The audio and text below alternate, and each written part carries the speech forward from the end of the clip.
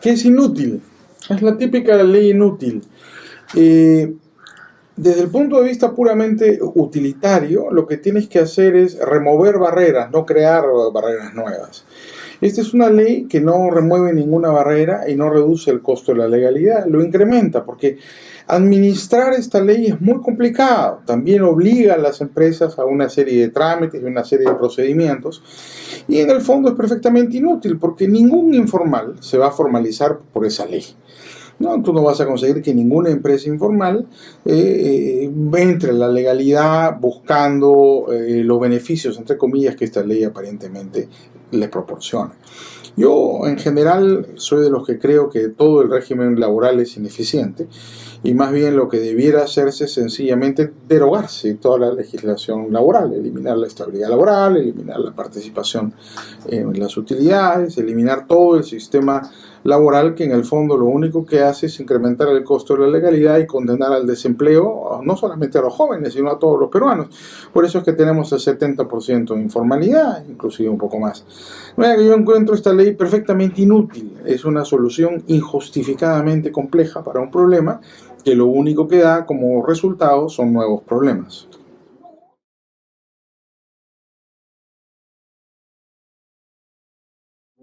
Es esta misma discusión perfectamente inútil. Es decir, esta ley, ¿no es cierto?, no sirve para absolutamente nada. Nadie la va a utilizar. Ninguna empresa formal se va a regir por ella porque es poco fiable. Y hemos visto que el día de ayer el señor ministro de Trabajo, expresidente del Congreso y notario público de Ancash, el doctor Otárola, ha dado marcha atrás. Yo estaría loco, pues, si yo fuera un empresario y veo que ni siquiera ha entrado en vigencia la ley y el gobierno está dando marcha atrás porque han salido críticas en su contra. Nadie en el sector formal la va a usar por absoluta inestabilidad jurídica, por preocupación, por falta de confianza. Y en el sector informal, ¿quién se va a suicidar entrando a la formalidad por un periodo de tiempo? Es una ley inútil. ¿No es cierto? Yo puedo simpatizar con alguna de las filosofías implícitas en la ley, pero no simpatizo con la ley en absoluto, porque como te digo, es una solución, entre comillas, tan complicada que resulta en el fondo perfectamente incapaz de atender los problemas que supuestamente debe solucionar.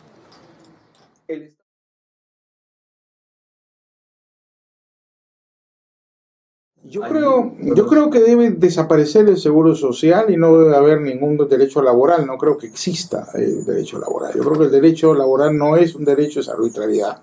¿No es cierto? Son normas absolutamente caprichosas, conseguidas por los sindicatos de una manera mercantilista y a costa del desempleo de los demás. Entonces, para mí, desde un punto de vista teórico, doctrinario y político, los llamados derechos laborales no son ningunos derechos. Son normas mercantilistas y de privilegio que se hacen a costa del sufrimiento, de la injusticia y del sacrificio del pueblo. Y de otro lado, el Seguro Social, bueno, es una institución nefasta, ¿no? El Seguro Social destruye a la familia, el Seguro Social lo único que crea son rentas en favor de pequeños grupos. Lo que hay que hacer es eliminar el Seguro Social. Yo creo en el seguro voluntario. La gente que se quiera asegurar, que se asegure. Y el que no se quiera asegurar, que corra su propio riesgo. No veo por qué todos debamos seguir siendo además tributarios de las prepotencias de Bismarck. Bismarck inventó el seguro social y hasta ahora somos tributarios de sus prepotencias. Entonces ya es tiempo de revisar, ¿no es cierto?, la nefasta herencia del autoritarismo prusiano en el mundo del derecho, una de las cuales es este mito sacrosanto sobre el seguro social que no le ha producido absolutamente nada bueno al mundo.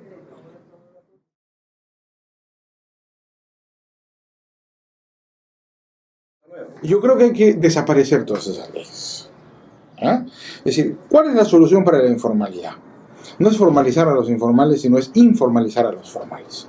Lo que tienes que hacer desde el punto de vista técnico es lo siguiente. ¿Ya? ¿Cuál es la causa de la informalidad? El alto costo de la legalidad. ¿Eh? Entonces, ¿cómo eliminas la informalidad o cómo la reduces? Bajando el costo de la legalidad. No vas a formalizar a los formales a patadas, ni vas a formalizar a los formales encareciendo el cumplimiento de la ley. La única manera como vas a informalizar a toda la sociedad, es decir, reunir a todos bajo la vigencia del mismo sistema legal, es reduciendo el costo de la legalidad. Yo creo que aquí hay un error de concepto, que es el típico error de concepto que tiene el Estado peruano frente al problema de la informalidad. No es solamente en el caso del empleo, también exactamente igual es el problema de la informalidad minera. El Estado cree que es un problema de falta de ley, cuando es un problema de exceso de ley. Hay que reducir el costo de la legalidad y eso significa derogar toda la hojarasca legislativa que no sirve para absolutamente nada porque nadie la cumple. Estas leyes para mí, pues, nadie las obedece, a nadie le importan. Sencillamente se tienen que derogar. ¿No es cierto? Porque lo que ocurre en la práctica es que la gente, los pequeños empresarios, actúan en el sector informal naturalmente, como tiene que ser. Entonces uno lo que necesita para darle el impulso económico necesario a la sociedad peruana es eliminar leyes, no crear leyes.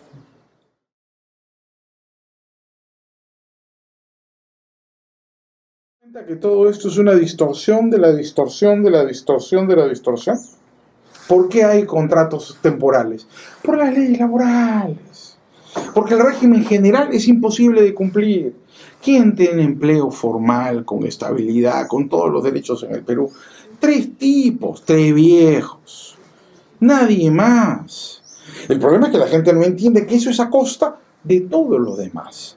La estabilidad laboral y los derechos laborales son a costa del desempleo y la informalidad de los peruanos. Lo que hay que hacer es eliminar los supuestos derechos laborales para que todos los peruanos tengan un tratamiento igual frente a la ley. Hoy día 2 peruanos iguales no son iguales frente a la ley, porque el que tiene empleo formal tiene más derechos que el que no lo tiene. Claro, ustedes me dirán, entonces hay que hacer que todo el mundo tenga los mismos derechos. Bueno, ¿por qué no dictas una ley subiendo, por ejemplo, el ingreso mínimo vital a $1.000.000 y todos somos millonarios? Claro, tú me vas a contestar, eso es imposible. Bueno, también es imposible cumplir con las leyes laborales, pues si son perfectamente inútiles. Son expresiones de buenos deseos, que no tienen ninguna utilidad y que lo que hacen es destruir el empleo. Mira, cuando el Perú crecía al 6 o al 8%, esta discusión no existía. Ahora que el Perú ha dejado de crecer, la gente se ha preocupado. El punto está en que no va a haber empleo. Yo soy pesimista frente a las expectativas económicas de crecimiento del Perú en los próximos 5 años. No solamente por errores de este gobierno, sino porque el ciclo económico internacional ha terminado. Con el precio del barril de petróleo de $45, lo único que tienes que esperar es que las demás materias primas bajen y sigan bajando por un periodo largo de tiempo, 30 o 40 años. El Perú no va a volver a crecer al 8%. Entonces, el Perú tiene que acostumbrarse o tiene que adaptarse a las nuevas condiciones del ciclo económico internacional. Y las condiciones del ciclo económico internacional que vienen son condiciones de materias primas baratas.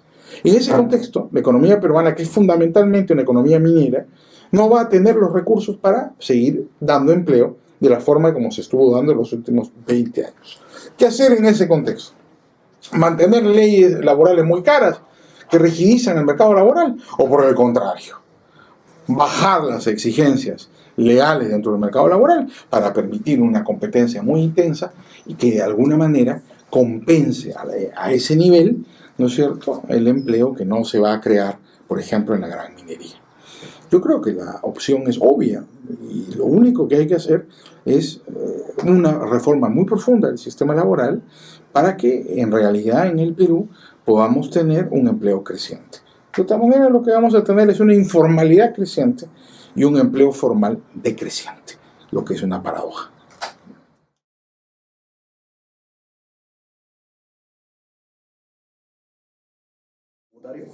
No, bueno, es un factor compuesto. El costo tributario también es muy alto. En el Perú tú tienes un costo, digamos, de planilla del 48%, ¿no? Un trabajador formal te cuesta 48%, y eso es muy caro, ¿no? Por cada sol que un empresario invierte, tiene que sacar 48 centavos de su bolsillo adicionales. Nunca en la vida lo va a hacer. El problema con el sistema tributario peruano, que también tiene un impacto, es que el impacto fundamental del sistema tributario peruano es a través de impuestos indirectos, y eso lo pagan los informales. El principal impuesto en el Perú es el impuesto a la gasolina. Dejémonos de especulaciones hipotéticas. En el Perú hay un solo impuesto, el impuesto a la gasolina. El siguiente es el IGB, que es una cosa enrevesadamente burocrática, que también recauda. El impuesto a la renta, personas naturales, no existe. es una ilusión. Yo creo que no debería existir tampoco, ¿no? Entonces, a la hora que hablamos de la reforma del régimen, del régimen tributario y de cómo el régimen tributario afecta a la informalidad, en realidad la afecta relativamente, porque el principal impuesto lo pagan los informales, que es el impuesto indirecto a través de selectivos al consumo a los combustibles. Los informales tributan, los informales sostienen la economía peruana con tributos indirectos. Entonces, no es que los informales no contribuyen pues con el impuesto, es la principal fuente de ingresos, y el IGB de una u otra manera también lo pagan, ¿no es cierto? Porque viene implícito en los precios, por lo menos en algún conjunto de precios, los alimentos y otros están exonerados. Entonces, la incidencia tributaria es relativamente menor en la existencia de informalidad. El factor determinante de la informalidad, en mi concepto, viene por dos elementos muy importantes. En primer lugar, lo que llamamos, los que hemos estudiado informalidad, los costos de acceso al mercado. Licencias, trámites administrativos. Y en segundo lugar, los costos de permanencia en el mercado, que son fundamentalmente costos laborales. ¿Ves? 1 por 48. Por cada sol, 48 centavos. Eso es impagable. Si una economía con la economía peruana no puede tener una relación de 1,48 en costos laborales, ¿no? Sencillamente eso no se puede pagar. ¿Cuál es el resultado? Que la gente no cumple la ley, ¿no? Y eso no es ni malo ni bueno. Sencillamente es inevitable. Todo eso tiene que eliminarse. Todas esas normas son distorsiones, absolutamente inútiles, ¿no? Lo que pasa en el Perú es que ya el mercado laboral está muy distorsionado. Entonces, como se da cuenta el gobierno, este es un gobierno de izquierda, no es un gobierno de derecha, ¿no? Como se da cuenta, hasta un gobierno de izquierda que está distorsionado, ¿qué hacen? Como no se atreven a corregir la distorsión por el costo político que implica, decir, vamos a derogar la estabilidad laboral, vamos a derogar el sueldo mínimo, vamos a derogar el seguro social, claro, parece una hecatombe, ¿no es cierto? La cobardía política lleva a los gobiernos a qué hacer. En lugar de enfrentar el problema de raíz, buscan paliativos. Entonces, ¿qué son los paliativos?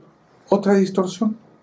Entonces inventan la distorsión para corregir la distorsión de la distorsión de la distorsión. El resultado es que no sirven para nada esas normas. Mira, si las derogas mañana, no pasa nada. Al contrario, le iría mucho mejor a la economía peruana.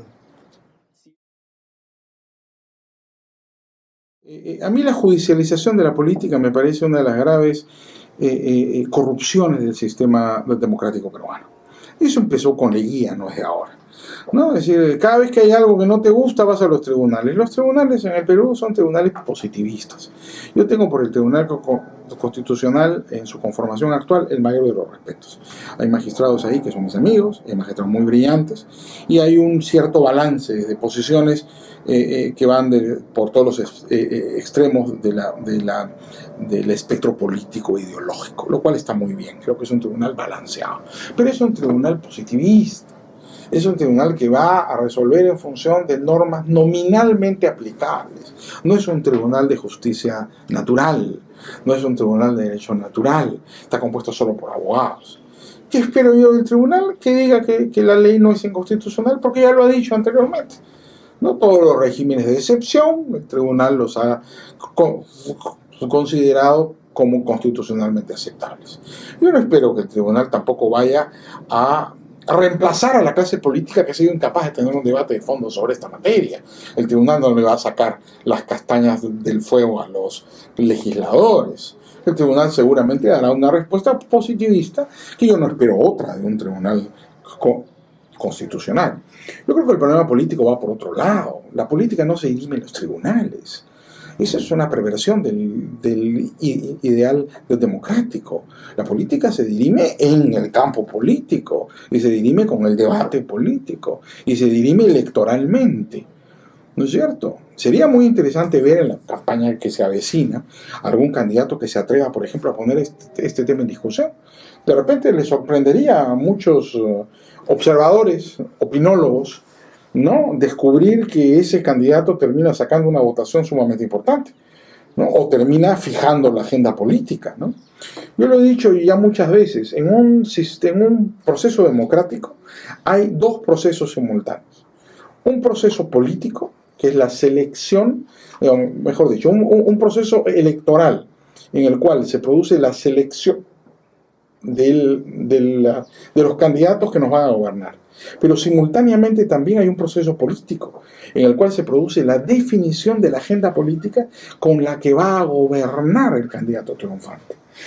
Un candidato puede tener un triunfo electoral y tener una derrota política. Si gana las elecciones, pero no puede gobernar con sus ideas. El caso de Humala es el ejemplo más dramático. Tú puedes ganar, pero no puedes llevar a cabo tu plan de gobierno, ¿no? Y puedes tener el caso contrario. Puedes perder electoralmente y tener un triunfo político. El caso más notable es el de Vargas Llosa en el año 90. Perdió, pero ganó políticamente. Porque hasta hoy el Perú, después de 20 años, se gobierna con las ideas del plan de gobierno de Vargas Llosa en el año 90. Entonces tú puedes tener una derrota electoral y un triunfo político. Y al revés, puedes tener un triunfo electoral y una derrota política, ¿no? Entonces los candidatos con ideas, aunque pierdan las elecciones, pueden cambiar un país, ¿no? Si tienen la coherencia y la convicción necesarias para introducir ese debate en la opinión pública. No puede pasar lo que ha ocurrido, por ejemplo, con un ex candidato, distinguido ex primer ministro, el doctor Kuczynski, que todos sabemos qué es lo que piensa, pero que apenas advirtió que el debate político iba por otro lado, cambió de opinión. Eso es muy mal visto por el electorado, porque implica una poca lealtad y una poca convicción y seguridad con tus propias ideas, ¿no es cierto? No hubiera sido esperable una persona como él simplemente retroceder y dijo yo no creo lo que creo. Todo el mundo sabe lo que piensa. Sí, él está en política de la década del 60, no tiene que decirle a la gente lo que piensa, todos lo sabemos. Entonces nadie ha tomado como muy verosímil su decisión de retroceder en su apoyo, ¿no? Yo creo que a largo plazo la judicialización de la política le hace mucho daño a la política. Lo importante es que haya candidatos jóvenes, espero, ¿no es cierto?, que tengan la entereza y el coraje intelectual y la formación necesaria para defender sus puntos de vista con gran intensidad y no dejarse llevar, ¿no es cierto?, sencillamente por un equivocado cálculo que de corto plazo, que además los haga ver solo un problema cuando no se dan cuenta que existe otro problema tal vez más trascendente.